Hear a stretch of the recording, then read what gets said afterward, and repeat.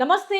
Welcome to doctors programme. ప్రస్తుతం KIMS Kondapur doctor Venkatesh Bolinoni vascular and endovascular సర్జన్‌తో ఉన్నాం. వారితో మాట్లాడదాం.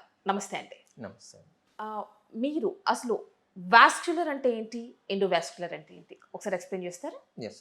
వాస్కులర్ సర్జన్ అనేది department that has come very recently and the main మామూలుగా రక్తనాళాలు అంటే రక్తధమనులు బ్లడ్ వెసల్స్‌లో చాలా మందికి ప్రాబ్లమ్స్ అంటే నారోయింగ్ ఉన్నా సరే ఏమన్నా బ్లాకేజెస్ ఉంటే ఓపెన్ పద్ధతుల్లో చేయడము వాస్కులర్ సర్జరీ ఇది that's been there for quite a long time. ఇప్పుడు ఏంటంటే ప్రతి సర్జరీ ఓపెన్ చేయకుండా స్మాల్ నీడిల్ హోల్ ద్వారా యాంజియోప్లాస్టీ గాని స్టంట్ చేయడము అది endovascular procedure. So these go hand in hand అండి. Vascular and endovascular surgery. ఇప్పుడు వాస్కులర్ విషయానికొచ్చేసరికి ఎలా ఉంటుందండి ట్రీట్మెంట్? అంటే కామన్‌గా మీరు డయాగ్నోస్ చేస్తారు, ట్రీట్మెంట్ ఇస్తారు. వాస్కులర్ విషయానికొచ్చేసరికి ఎలాంటి ట్రీట్మెంట్ ఉంటుంది? సో వాట్ ఈస్ అంటే the problem lying in the వెయిన్సా, ఆర్టరీసా అనేది ఫస్ట్ డిటర్మైన్ చేసుకున్న తర్వాత ద టైప్ ఆఫ్ బ్లాకేజెస్ అన్నట్టు. ఇట్స్ ఎ స్మాల్ బ్లాకేజెస్ అనుకోండి. We prefer it to be done under small అంటే నీడిల్ హోల్ ప్రొసీజర్ ఎండోవాస్కులర్‌గా స్టంటింగ్ గాని యాంజియోప్లాస్టీ చేయడం అనేది జరుగుతుంది. వెరీ లాంగ్ బ్లాకేజెస్ ఉన్నాయి. Where endovascular options are not feasible అనిపించినప్పుడు ఓపెన్ సర్జరీస్ అంటే బైపాస్ సర్జరీ చేయడం జరుగుతుంది. అంటే అఫోర్డబిలిటీని బట్టి మీరు చేస్తూ ఉంటారా? నాట్ అంటే పర్టిక్యులర్లీ విత్ అఫోర్డబిలిటీ అండి. It all the patient factors అంటే డిటర్మైన్ చేస్తాయి. Which is an open surgery గానీ, ఎండోవాస్కులర్ సర్జరీ గానీ. Like if the patient is very high risk for bypass procedure. Bypass procedures అన్నీ సమ్ కైండ్ ఆఫ్ బ్లాక్స్ కానీ, anaesthesia ఇవ్వాల్సిన situation ఉంటుంది. Endovascular procedures అన్నీ local small needle whole procedures కాబట్టి local అనస్థీషియాలో అయిపోతుంది. అంటే టైప్ ఆఫ్ డిసీజ్ అంటే టైప్ ఆఫ్ బ్లాకేజెస్ బట్టి, దేర్ సర్జికల్ రిస్క్ ఫ్యాక్టర్స్ బట్టి ఓపెన్ సర్జరీనా లేకపోతే ఎండోవాస్కులర్ సర్జరీ అనేది డిసైడ్ చేస్తాం. అయితే ఇక్కడ మనం చూసుకుంటే వెరికోస్ వెయిన్స్‌తో చాలామంది బాధపడుతూ ఉంటారు. ఈ వెరికోస్ వెయిన్స్ విషయానికొచ్చేసరికి ఎలాంటి రీజన్స్ వల్ల ఇవి వస్తూ ఉంటాయంటారు? ఒకప్పుడు వారికోస్ వెయిన్స్ అనేవి కొంచెం పెద్దవాళ్ళలో అంటే 40స్, లేట్ 40స్, 50స్‌లో చూసేవాళ్ళం. And currently now with the current life styles తోటి చాలా యంగ్ ఏజ్ గ్రూప్‌లో లైక్ లేట్ 20స్‌లో కూడా వారికోస్ వెయిన్స్ చూస్తున్నాం. ఆఫ్‌కోర్స్ జెనెటికల్ ఫ్యాక్టర్స్ అనేవి ఈ యంగ్ ఏజ్ పీపుల్‌లో జెనెటికల్ ఫ్యాక్టర్స్ అనేవి మెయిన్ ఫ్యాక్టర్స్ ఉంటాయి.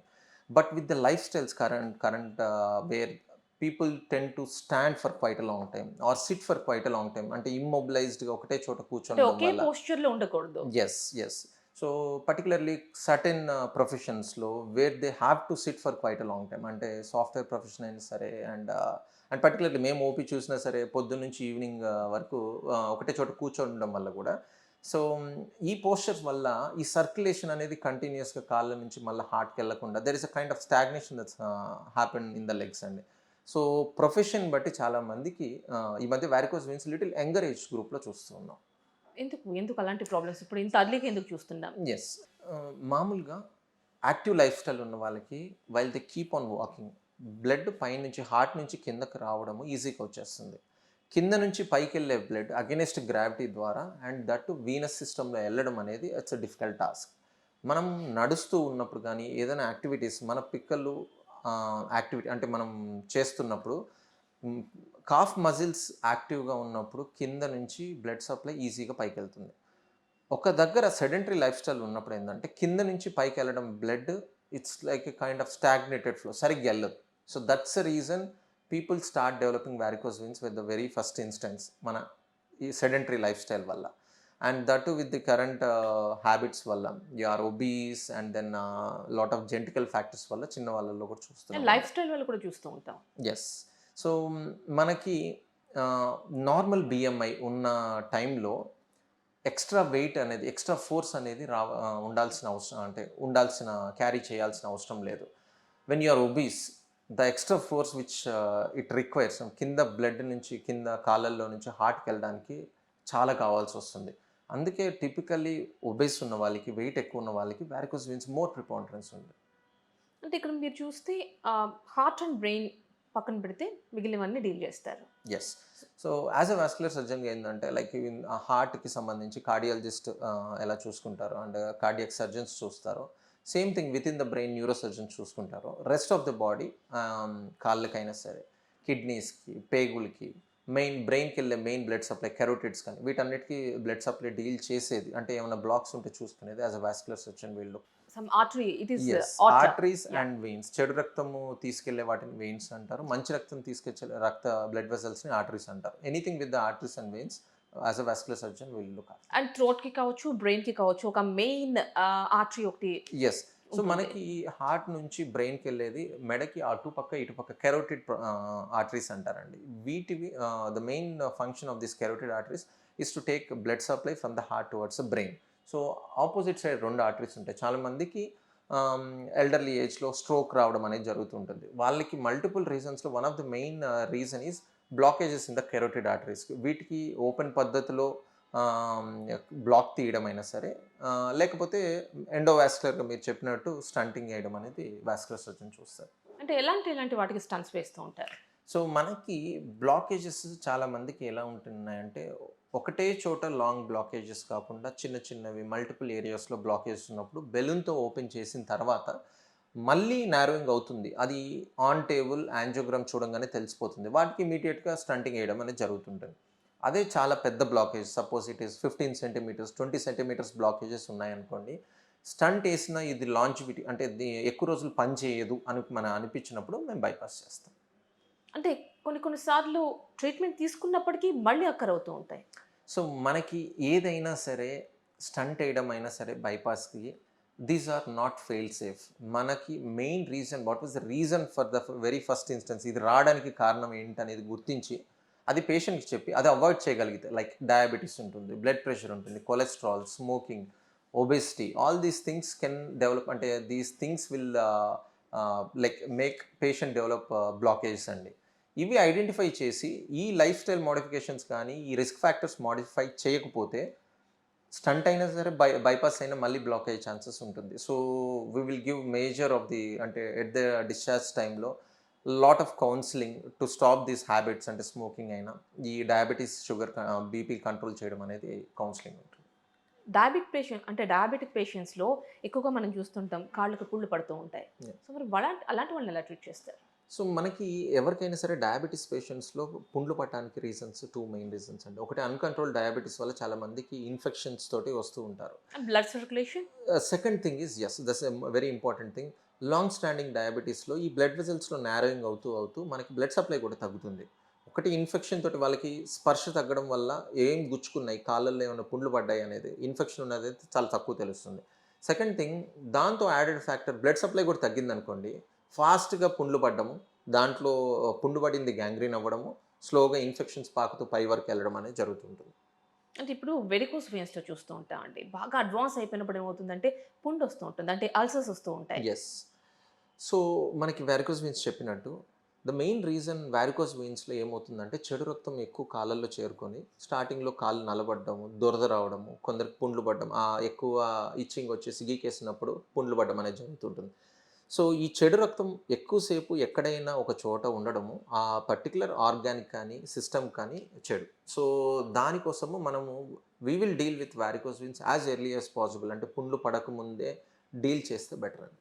అంటే ఇప్పుడు కిడ్నీ ప్రాబ్లమ్ విషయానికి వస్తే కొంతమంది డయాలసిస్ మీద ఉంటూ ఉంటారు. Yeah. సో వాళ్ళకి ఈ ఏవి ఫిస్టులా అనేది కనిపిస్తూ అంటే మీరు దాని త్రూ అంటే అదొక ట్రీట్మెంట్. Yeah. సో మరి ఎలా ట్రీట్ చేస్తూ సో ఉంటారు? ఏంటి కిడ్నీ ప్రాసెస్? ప్రాబ్లం ఉన్న వాళ్ళకి ఆల్మోస్ట్ రీనల్ ఫంక్షన్ అనేది జీరో అయిపోయిన తర్వాత the only way of survival is to get dialysis and haemodialysis. One of the dialysis చేయడానికి చాలా మెథడ్స్ ఉన్నా, ఎక్కువ మంది హీమోడయాలిసిస్ మెషిన్ ద్వారా చేయించుకుంటూ ఉంటారు. సో వీళ్ళల్లో వాళ్ళకి డయాలిసిస్ చేయడానికి ఒక యాక్సెస్ అనేది కావాలి. కొందరు క్యాథెటర్, పమ్ క్యాత్ అని, టెంపరరీ క్యాథెటర్, వీటితోటి నడిపిస్తూ ఉంటారు. కాకపోతే ఎప్పుడైనా సరే ఈ ప్లాస్టిక్ ట్యూబ్స్ అనేవి ఇన్ ద లాంగ్ రన్ ఈ క్యాథెటర్స్ టెన్ టు బ్లాక్, అంటే బ్లాక్ అవ్వడం అయినా సరే ఇన్ఫెక్షన్ అవ్వడం అనేది జరుగుతుంటుంది. సో వీళ్ళల్లో ఉన్న వాటిల్లో the best option is to create an ఏవీ ఫిస్టులా అంటారు. ఏవీ ఫిస్టులా అంటే మన బాడీలో ఉండే రక్తధమనులు మీకు చెప్పినట్టు మంచి రక్తం తీసుకొచ్చే ఆర్టరీని వెయిన్ని జాయిన్ చేసి ఏవీ ఫిస్టులా అనేది క్రియేట్ చేస్తాం. సో సూనర్ ఆర్ లేటర్ ఒక 4 to 6 వీక్స్లో ఈ ఫిస్టులా అనేది పెద్దగా అయ్యి మనకి డయాలసిస్ యాక్సెస్ అనేది ఏవీ ఫిస్టులాని యూజ్ చేసుకోవచ్చు. అంటే ప్లాస్టిక్ ట్యూబ్ దగ్గర నుంచి కాకుండా ఏవీ ఫిస్టులాని డయాలసిస్కి యూజ్ చేయడం అనేది జరుగుతుంది. అంటే యాజ్ అ వాస్కులర్ సర్జన్గా మా రోల్ ఇక్కడ ఏంటంటే, వన్స్ పేషెంట్కి డయాలసిస్ యాక్సెస్ కంపల్సరీ కావాలి అనిపించినప్పుడు యాజ్ ఎర్లీ యాజ్ పాసిబుల్గా ఒక ఏవీ ఫిస్టులా క్రియేట్ చేసి ఫంక్షనింగ్ ఏవీ ఫిస్టులను క్రియేట్ చేసి వాళ్ళకి ఇవ్వడం అనేది. అంటే ఇప్పుడు మీరు ఒక vascular and endovascular surgeon. So, మీరు ఓపెన్ ప్రిఫర్ చేస్తారా? లేకపోతే endovascular. Endovascular surgery prefer so చేస్తారా? మనకి here I wanted to highlight అండి. అంటే we have no inclination towards అంటే ఎండోవాస్కులర్ స్టంటింగ్ చేద్దామా, ఓపెన్ చేద్దాం అనేది కాదు. ఎందుకంటే we deal with both the procedures. At the end ఏంటంటే which procedure benefits the patient most అనేది డిసైడ్ చేసుకొని no inclination at all what is best for the patient అనేది ఎండోవాస్కులర్ అయితే ఎండోవాస్కులర్, ఓపెన్ అయితే ఓపెన్ చేస్తామండి. అంటే గ్లూ చేస్తూ ఉంటారు instead of stitches. So varicose వెయిన్స్లో something in the recent not recent I should say we been doing couple of year అంటే 2-3 years నుంచి చేస్తున్నాము. ఉన్న ఆప్షన్స్లో లేజర్ రేడియో ఫ్రీక్వెన్సీ అబ్లేషన్ అనేది క్వైట్ లాంగ్ టైం చాలా ఇయర్స్ నుంచి ఉందండి.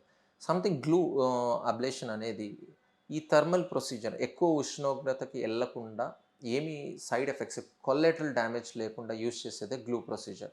సో ఈ గ్లూ ప్రొసీజర్లో ఎక్కువ స్టిచెస్ ఏముండవు. ఆ తర్వాత it's a day care procedure, local అనస్థీషియాలో అయిపోతుంది. Patient can resume their duties in the same day itself. చాలామంది పొద్దున్న చేయించుకుని ఆఫ్టర్నూన్కే they will go back to their office work, driving కానీ the rest of the things they can carry on normal అండి.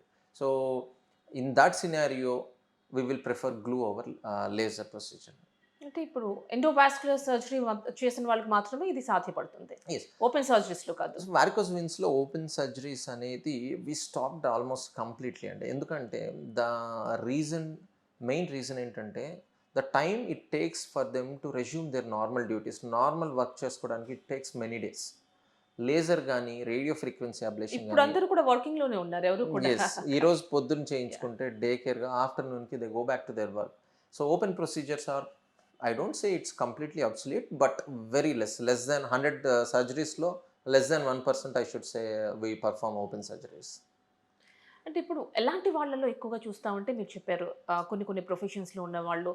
అంతకుముందేమో కొంచెం బాగా కొంచెం పెద్దగా ఉంటారు. పెద్ద పెద్ద ఏజ్ వాళ్ళలో వాళ్ళకి. చూసేవాళ్ళం. Yes. ఇప్పుడు అర్లీగానే చూస్తున్నాం. సో, ఎలాంటి జాగ్రత్తలు తీసుకోవాలి? అంటే కేవలం ఇది లైఫ్ స్టైల్ కావచ్చు, ఒబేస్ ఉన్న వాళ్ళు కావచ్చు, లేదంటే ఈ ప్రొఫెషన్స్‌లో ఉన్నారు కాబట్టి అని చెప్పుకోవడానికి ఉంటుందా? లేకపోతే ఏదైనా హెరిడిటరీ కూడా వచ్చే అవకాశం ఉందా? ఎస్, మీరు అడిగిన వెరీ గుడ్ క్వశ్చన్ అండి. మనకి జెనెటికల్ జీన్స్లో ఉంది. సో లైక్ డయాబెటీస్ మనకు ఏమైనా జీన్స్లో ఉంది, we're determine to get that. At least what we can do is life style modifications వల్ల we can prolong it. Second డికేడ్లో అంటే మన 20స్లో వచ్చేది 40స్లో తెప్పించుకోవచ్చు. అంటే that kind of lifestyle we use అన్నది. సో జెనెటిక్స్లో ఉండి దాన్ని డిలే చేసుకోగలిగితే ద ఛాన్సెస్ ఆఫ్ అంటే సివియారిటీ ఇవన్నీ తగ్గుతుంది. ఎలా అండి సో డిలే చేయడం? మనకి first of all the kind of habits we have అంటే excessive taking of these canned foods, tin foods అని కానీ గోయింగ్ ఇన్ టు ఒబెసిటీ ఆ లోపు వెళ్ళారనుకోండి. Once you get in to obesity the chance of varicose veins development చాలా ఎక్కువ ఉంటుంది. అంటే మనం తీసుకునే డైట్ మనం కావచ్చు, ముఖ్యంగా తీసుకునే ప్రిజర్వేటివ్ బేస్డ్. ఎస్, మనం తీసుకునే డైట్ బట్టి we land up in obesity as early in your 20s 30sలో అనుకోండి. ఆల్రెడీ జీన్స్లో ఉన్నది, we are getting these varicose veins in the early stages. Second thing ఏంటంటే ఒబెసిటీ గురించి చెప్పినట్టు and the same thing prolong sitting ఒకటే దగ్గర మీకు వర్కింగ్ అవర్స్ ఉన్నాయి.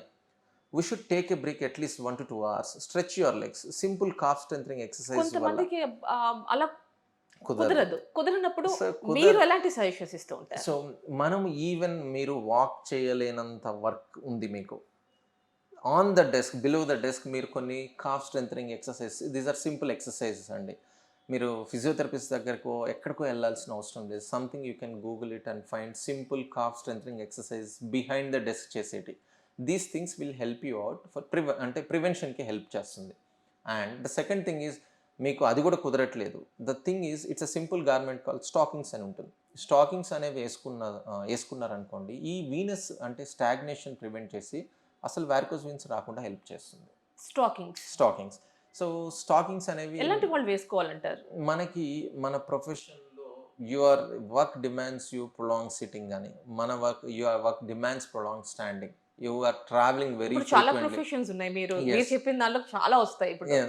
సాఫ్ట్వేర్ Software కావచ్చు, అయినా సరే.